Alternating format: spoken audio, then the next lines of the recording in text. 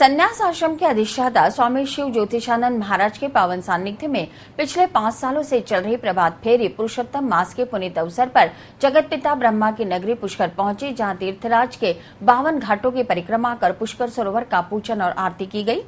इस अवसर पर प्रभात फेरी परिवार प्रातः 5 बजे पुष्कर के नए रंगनाथ मंदिर पहुंचा, जहां से हरि संकीर्तन करते हुए पुष्कर राज के 52 घाटों की परिक्रमा करते हुए वराह घाट पहुंचकर तीर्थराज का पूजन और आरती की। आचार्य मयंक मनीष ने पुष्कर राज की महिमा का वर्णन करते हुए कहा कि धर्म शास्त्रों में 5 तीर्थों में सर्वोत्तम, पवित्र और श्रेष्ठ पुष्कर राज को माना गया है। इसलिए हरि संकीर्तन करते हुए पुरुषोत्तम माह में परिक्रमा करने से युगांतर के पाप नष्ट हो जाते हैं और प्रभात फेरी और नित्य साधना तो अद्वितीय है। प्रभात फेरी में सैकड़ों श्रद्धालु शामिल हुए।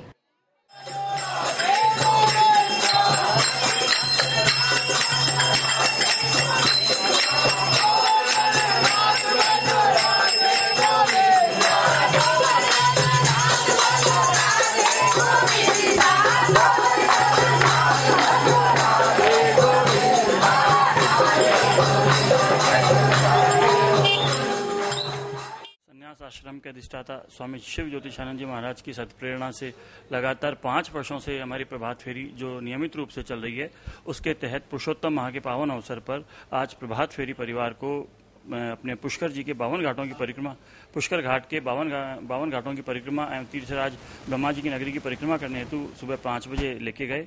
अपने वृंदावन के संत भागवत ब्रह्मर आचार्य मनीष मयंक जी के पावन सानिध्य में आज प्रभात फेरी पुष्कर के 52 घाटों की परिक्रमा कर वापस आई।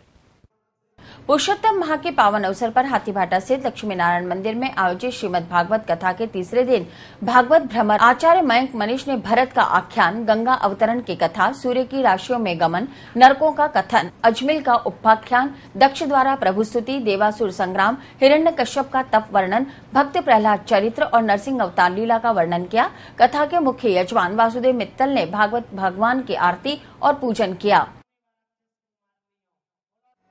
और जैसे ही संध्या भई है, गोधूली बेला, संध्या के समय युद्ध करते करते भगवान नरसिंह हिरण्यकश्यप को महल से बाहर ले आए और बाहर लाए के अपनी जंघा पे फेरी पे बैठ गए और जंघा पे वाद्यंती को लिटाई गई।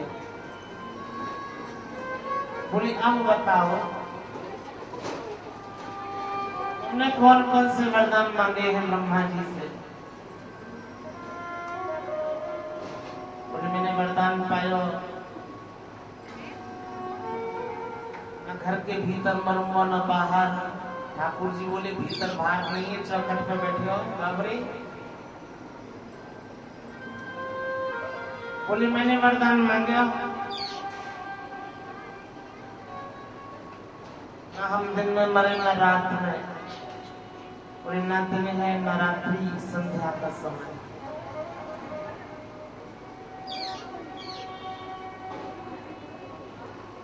बोले मुझे मानव और सिंह कोई मार ना पावे। बोले ना मैं नर हूं ना मैं सिंह हूं, आधो नर हूं आधो सिंह हूं, मेरा नाम ही नरसिंह है।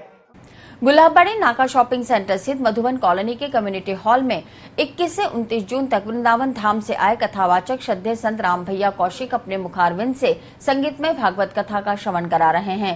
श्रीमद् भागवत कथा मंगल अनुष्ठान के 7वें दिन संत राम भैया कौशिक ने महाराज और रुक्मिणी विवाह के प्रसंग का श्रवण कराते हुए बताया कि यमुना में जिस तरह कालानाग निवास करता है, ठीक उसी तरह जगत में कालानाग रूपी विषय भोग विश्व भ्रमण कर रहा है। राम भैया ने नाना प्रकार की लीलाओं का वर्णन करते हुए भगवान को प्राप्त करने का सुलभ और सरल मार्ग बताते हुए कहा कि प्रेम और मुक्ति के दाता परमात्मा भगवान श्री कृष्ण की शक्ति अनंत है। प्रचारक आर के जैन ने बताया कि बैंड बाजों ढोल ढमाकों के साथ रुक्मिणी विवाह में हजारों की तादाद में श्रद्धालुओं ने भाग लिया और कन्यादान कर पुण्य कमाया।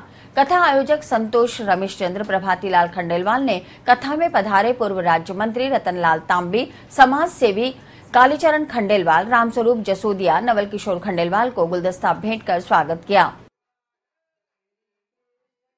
लेकिन मोहम्मद ने नहीं सुना। ठाकुर जी कहने लगे हटाता है कि नहीं, नो चेत सकुंजरम द्वाद्यम नयामी यम साधनम। इस हाथी को हटा लो, नहीं तो मैं तुम्हें वहां भेज दूंगा यमराज के यहाँ पर, यम सदन। नहीं उठाया, हाथी को छोड़ दिया भगवान के ऊपर। देखते ही देखते माधव ने हाथी को नीचे पटक लिया और दोनों हाथों से वहां के दोनों दांत पकड़ करके एकदम उखाड़ लिए। हाथी प्राणहीन हो गया और रक्त का फुब्बारा दांत के खींचने से ठाकुर जी के ऊपर पूरा रक्त की बूंदों से पूरा शरीर लथपथ हो गया।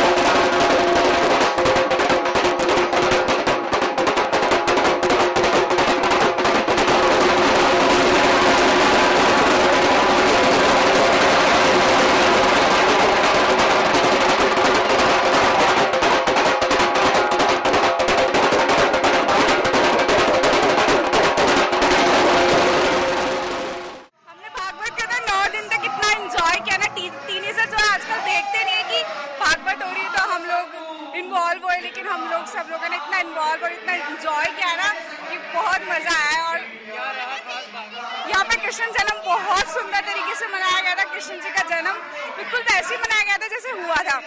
और उसके बाद 56 भोग था, फिर खाटू श्याम जी का दरबार सजाया गया था, बहुत सुंदर दरबार सजाया गया। हमारे यहाँ 21 तारीख से भागवत कथा का आयोजन किया जा रहा है। आज यहाँ पर रुक्मणी विवाह का प्रसंग हुआ है और यहाँ हमने बारात निकाली, भगवान की बारात निकाली है। भगवान की बारात में वैसा ही आनंद है जैसे ही में श्री कृष्ण हमारे बीच में आ गए हों।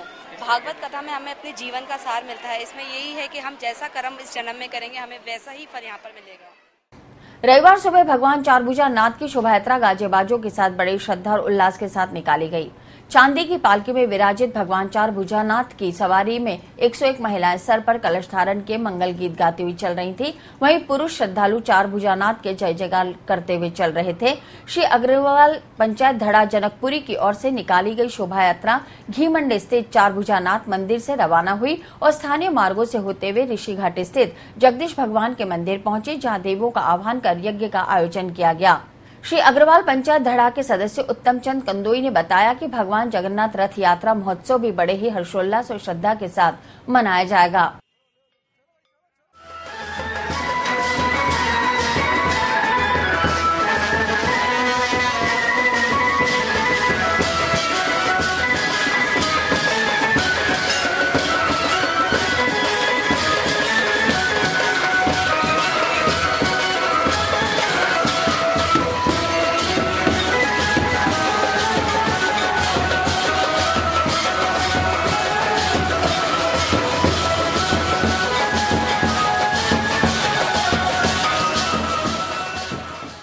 अधिक मास यानी पुरुषोत्तम मास होने की वजह से भगवान श्री जगन्नाथ का कलेवर व आज कलश यात्रा हमारे धड़े के अध्यक्ष श्री दीपचंद जी श्रिया के नेतृत्व में भगवान श्री चारभुजानाथ मंदिर से भगवान चारभुजानाथ की रेवाड़ी के साथ 101 से अधिक महिलाओं द्वारा कलश यात्रा प्रारंभ हुई, जो नया बाजार चौपट आगरा गेट होते हुए भगवान श्री जगन्नाथ मंदिर पे समाप्त हुई।